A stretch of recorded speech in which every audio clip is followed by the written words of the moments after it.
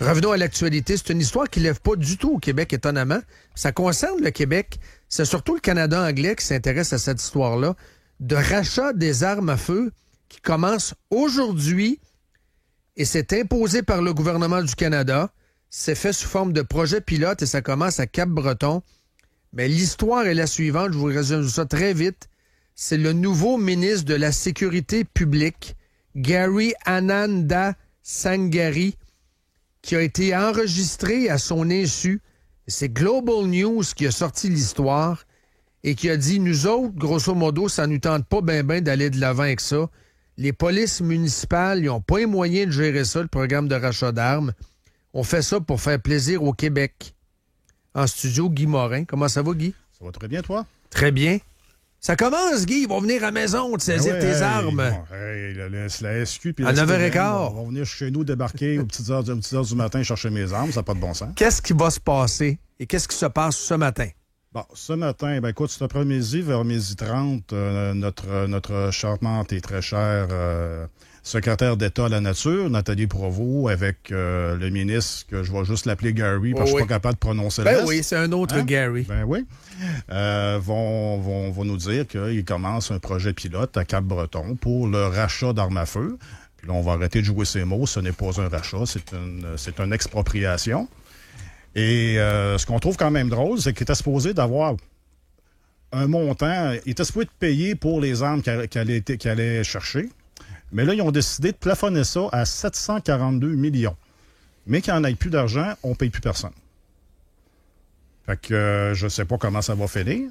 Puis après, eux autres, leur budget pour racheter des armes à feu qu'on va décrire dans quelques secondes, ils ont ça comme argent. Oui, ils ont ça comme argent. C'est déjà énorme? C'est déjà énorme, mais sérieusement, ça ne coûte... Si, on dit bien si, leur rachat est un succès, ça ne couvrira pas du tout le rachat des armes à feu. Quelles sont ces armes? Bon, écoute, en gros, c'est des armes semi-automatiques à chargeur détachable qui ressemblent à des armes militaires. Il y avait la première batch, le 1er mai 2020, qui était les AR-15 et les variants, qui étaient pour la plupart des armes restreintes, utilisables seulement dans des champs de tir. Et après ça, ils ont rajouté des armes non restreintes. Au Canada, non restreintes, ça veut dire qu'on peut les utiliser pour la chasse. Ils en ont rajouté des milliers d'autres. Voilà. Le gouvernement veut racheter ça. Il veut supposément racheter ça, mais ils n'ont pas les moyens de racheter ça. Donne un exemple concret. Mettons Brian à Cap-Breton à matin. Il y a 3 fusils. Il y a un fusil de chasse, il y a des fusils qui sont similaires à des fusils militaires, là, c'est ce que tu viens de dire. Le gouvernement arrive chez eux, chez Brian. C'est qui évalue le prix? Comment ça marche, cette affaire-là? Ben écoute, premièrement, on essaie de nous mettre dans la tête que c'est un rachat volontaire. Donc, tu présentes un kiosque. Tu dois aller, on ne sait pas encore, on va le savoir après-midi, mais tu dois aller peut-être le porter à la police, le porter dans un entrepôt. Je ne sais pas, on ne sait pas, on va le savoir cet après-midi. Mais ils disent que c'est un rachat volontaire. Mais ça ne peut pas être un rachat volontaire parce que c'est soit que tu la vends au gouvernement, soit que tu la fais désactiver. Sinon, à partir du moment qu'il n'y a plus d'amnistie, qui finit le 30 octobre, t'es illégal. T'es illégal, tu deviens criminel. Fait que c'est pas un rachat volontaire. Au niveau du prix, tout dépendant du modèle que tu vas aller porter, exemple un AR-15, ça va être à peu près 1500 $. Mais encore là, il y a beaucoup de modèles. C'est comme des autos. Il y a beaucoup de modèles. Si tu prends une Toyota, il y a beaucoup de modèles. C'est pas... Tous les modèles sont à 1500 $. Je suis désolé. Les autres, ils ont sûrement un Black Book. Oui, mais... Tel gun fait par... Ça couvre pas tout. Remington, whatever, les compagnies. Ouais. Là. Mais tu sais, à chaque modèle ont leur propre prix. Fait que si tu mets un prix fixe pour un arme en particulier, c'est sûr qu'il y en a qui vont les vendre ça. Et ça ne couvre pas les accessoires autour. Il y en a qui mettent des accessoires, mettent des munitions aussi. Des munitions, etc. Il y a du monde que présentement, s'ils remettent ça, ils ont des munitions qui ne pourront pas se servir. On fait quoi avec ça? Fait que, c'est sûr et certain qu'au niveau du rachat, les propriétaires sont perdants. Et là, comme je te dis, ils ont prévu 742 millions pour le rachat. Ils ont plafonné ça là. Après ça, on ne paye plus personne. Mais ça couvre juste le rachat, le prix de rachat. Ça couvre pas Oui. Les fonctionnaires qui, à temps plein, vont gérer ça? Ça demande une gestion quand même serrée. Là. Plus les frais. L'inventaire. Les frais déjà encourus, qui sont d'à peu près au-dessus d'un demi-million. Je pense que c'est 600 millions. Fait que là, avec ça, on est déjà rendu au-dessus de 1,5 milliard.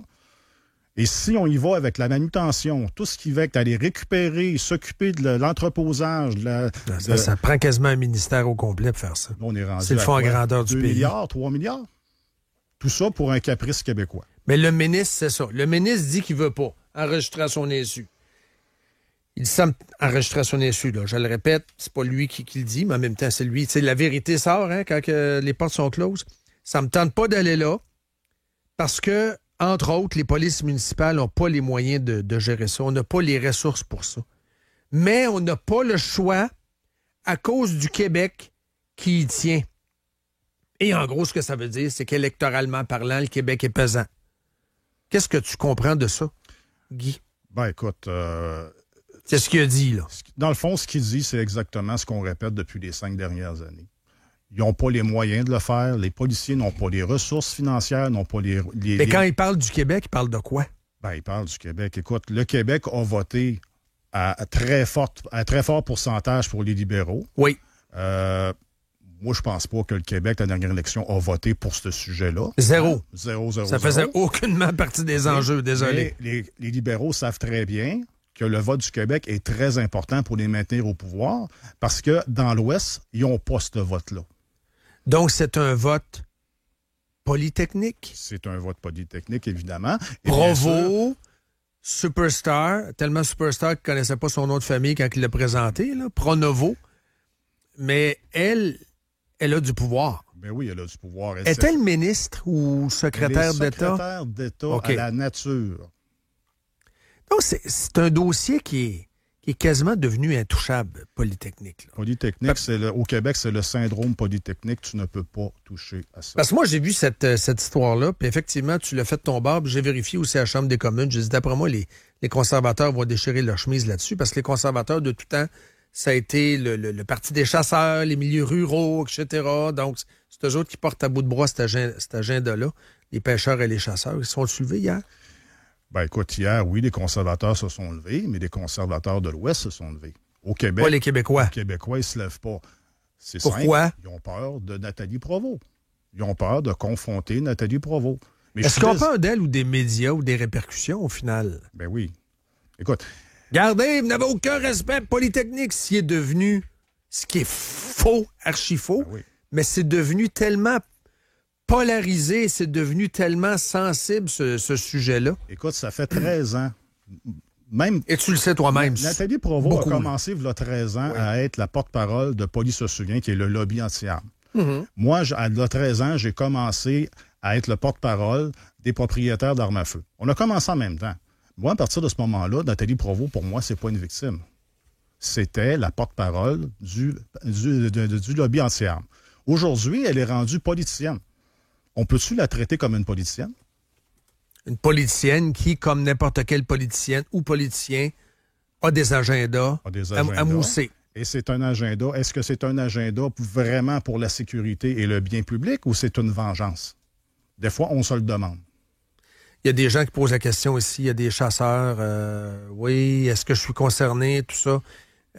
C'est dur de répondre à toutes les questions. Mais regarde, il y en a un carrément. Il dit, on est obligé, là, les chasseurs, regarde, de se départir de notre arme? Regarde. Ça dépend du modèle. Pour le modèle, il faut aller sur le site de la GRC. La liste est là. OK. Mais, techniquement, si votre arme est semi-automatique, à chargeur détachable et qu'elle est noire, ben normalement... Et qu'elle est noire? Ben oui, ça vient faire quoi là-dedans? Ben c'est dangereux. C'est bien plus dangereux une arme noire qu'une arme blanche ou une arme rouge, etc. Ou une arme en bois. Écoute, une arme en bois, c'est pas dangereux, ça tue personne. C'est vraiment un critère, là? Ben oui. Ah oui? Ben, critère. Regarde la liste, puis tu ne trouveras pas vraiment d'armes avec une crosse de bois. Est-ce que tu as des fusils qui sont sur la liste? Oui, j'en ai pas mal. Qu'est-ce que tu vas faire? Ben écoute, moi, comme je dis, j'ai 5 AR-15 qui servaient pour la compétition. Ben moi, personnellement, ils les auront pas. Je le dis à matin, ils les auront pas.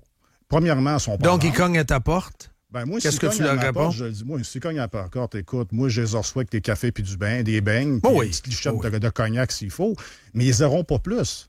Je vais ressortir de là, ils vont me mettre les menottes, ça finit là. Écoute, présentement, tu as des criminels qui se font pogner avec de la drogue, avec des armes illégales. Ça fait 2, 3, 4 sentences qu'ils ont eues. Ils ont fait de la prison. Ils se font pogner, ils ressortent le lendemain matin. Je pense pas que je vais rester longtemps en prison. Là. Qu'est-ce que tu as à part des AR-15? Écoute, j'ai un paquet d'autres armes qui sont présentement dans le ban parce que, écoute, la majorité des armes... Chez vous ou entreposées à quelque part ailleurs? Bon, j'en ai chez nous, j'en ai ailleurs. Oh oui. OK? Parce que là-dedans, tu as des armes restreintes et des armes non restreintes. Dans le premier ban 2020, au 1er mai 2020, c'était surtout les AR-15 qui étaient des armes restreintes parce que présentement, le gouvernement sait exactement où ce qu'ils sont. Il y en a environ 125-150 000. Ils ont ton adresse, là. Ils savent où ils sont, ils ont l'adresse, ils ont tout. Mais tout ce qu'ils ont banni par après, ce sont des armes non restreintes dont ils n'ont aucune trace. Donc, c'est sûr et certain que leur fameux Donc, ils vont en rachat, pêche à dynamite. Je veux dire, c'est une expédition de pêche, comme on dit. Là. Ben oui, écoute, ils savent pas Ça vraiment. pose qu'ils s'en vont. Ils savent pas où ils s'en vont. C'est ça. C'est sûr que ce programme-là va être un échec autant au niveau de l'exécution puis autant au niveau monétaire. Mais pourquoi ils commencent à Cap-Breton? Ben, c'est pas compliqué. Ils ont peur du Québec aussi, c'est ça que je retiens. Écoute, ils ont peur du Québec et ils ont peur de la réaction médiatique. Oui. Et écoute, depuis le début... Ben, ils ont le bloc avec eux autres. Le bloc est avec eux autres. Ah oui, au niveau de la dynamique politique. Le bloc est là. Les conservateurs, non, sauf que le caucus québécois ferme sa boîte. Parce qu'on peur des médias. Ben oui, le caucus québécois va fermer sa boîte. Je sais que Pierre Paulus n'aimera pas encore ce que je dis ce matin, mais c'est pas grave. Mais comme le registre des armes à feu au Québec, qu'est-ce qui est arrivé avec les conservateurs quand c'est arrivé dans l'actualité? Ils ont fait « Ah, juridiction provinciale, on ne peut pas toucher à ça. Ce coup-ci, ils vont faire quoi? Ils vont faire quoi, ce coup-ci? Parce que présentement, la seule province, réellement, on a peut-être les maritimes, on n'est pas sûr, mais présentement, tout l'Ouest a dit, les policiers et les politiciens ont dit non, on ne touche pas à ça.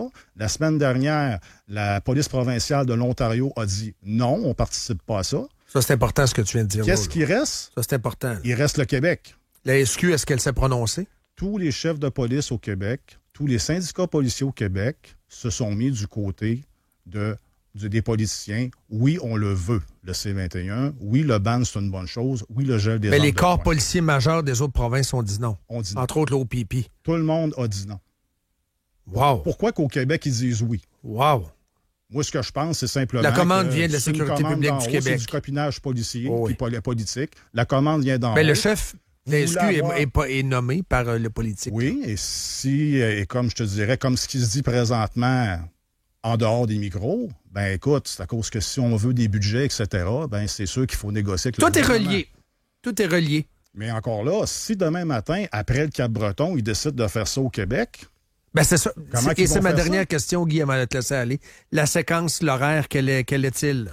On ne le sait pas encore. On va peut-être le savoir cet après-midi. OK. Mais c'est sûr et certain que le projet pilote à Cap-Breton, c'est que, c'est 130 000 personnes à peu près. 130 000 de la population. Là-dedans, il doit pas. Le pourcentage est environ 5 à 10 de propriétaires d'armes à feu partout au Canada. Fait que ça doit être à peu près semblable. J'imagine qu'il n'y a pas beaucoup d'armes à saisir là. Surtout des chasseurs, Cap-Breton. Ben, écoute, là, on s'entend que sur Cap-Breton, je pense qu'il y a un club de tir. Du monde normal, ordinaire, c'est des bons citoyens. De toute façon, on l'a toujours dit, au Canada, ça n'a jamais été un problème, les armes légales. Ça n'a jamais été ça. C'est les armes illégales, illégales, entre autres celles qui transitent des réserves autochtones. Que le ban a commencé avec l'histoire de Porte-à-Pic. Oui. Où ce qu'un gars qui ne pouvait pas avoir d'armes à feu a importé illégalement des armes des États-Unis. Et on a fait un ban des armes légales justement à cause de ça. Et le gel des armes de poing, ça a été une des raisons pas mal semblables. On a fait un gel des armes de poing. Pourquoi? Parce que les criminels s'entretuaient avec des armes illégales dans les grandes villes. C'est toujours des réactions politiques à l'actualité et aux émotions, au final. Merci, Guy Garde. On va surveiller ça de près. Cet après-midi, donc, cette annonce-là, on va surveiller ça de près. 12h30 cet après-midi. OK. Merci beaucoup, Guy. Merci beaucoup.